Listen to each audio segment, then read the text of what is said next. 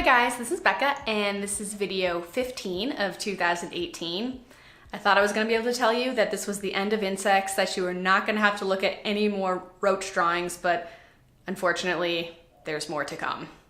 I submitted my drawings earlier this week and got some very helpful feedback from DrawABox, and I'm going to redo some of my drawings and try some new ones implementing the feedback that I got.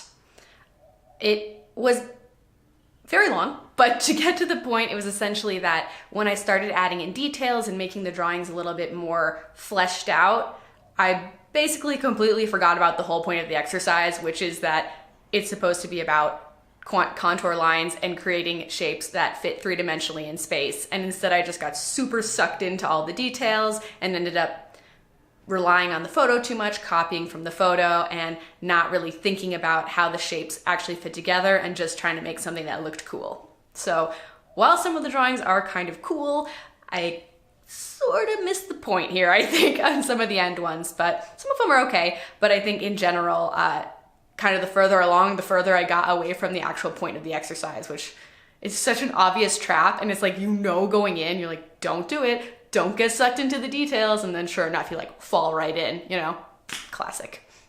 Anyway, I was really grateful for that feedback, because if you're training from, from home and you're not getting a lot of feedback, it's so helpful when you realize that you're kind of going on a wrong path, because if you weren't getting feedback, you would just be like way long gone, and who knows how far gone I would have been down that path drawing grasshoppers that look really flat. So I'm super thankful for that feedback.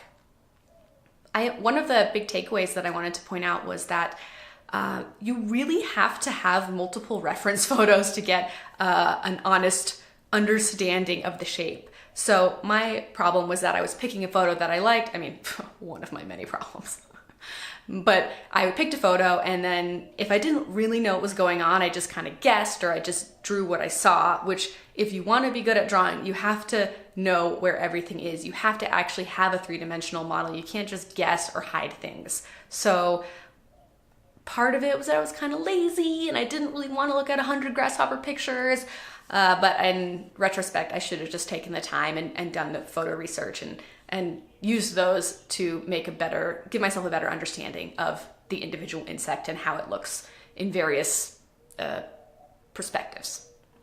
And the last thing I wanted to talk about was something I had been thinking about after I got this critique, which is that this approach, the DrawABox approach, which is really based on contour drawings, is really different than the Watts approach that I had learned when I first started my drawing study, however long ago that was. So Watts is really focused on edge manipulation and shadows and shadow mapping, which is so different than DrawABox, which is kind of like anti-shadow, at least at the beginning. Okay, not making any judgment there, but it's much more focused on creating shapes using contour lines versus creating shapes using shadows. So that's really different, and I hadn't really thought about that before. So one of the best things about kind of being able to hop around different programs is that you get to understand different things from different people. So I think this is actually very helpful for me, and it's nice to see that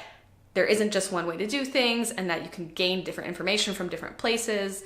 And it makes me really happy that I'm not just kind of like following in like the straight line path with one program, and that I'm able to kind of cull different things from different people and different teachers. So that's just something to think about. I think obviously there's tons of wonderful teachers, and why would you want to just have one? So that's basically the latest. The drawings are kind of gross, so they get grosser as you go along. So if you are a little not into insects, I would probably stop now. On to the drawings.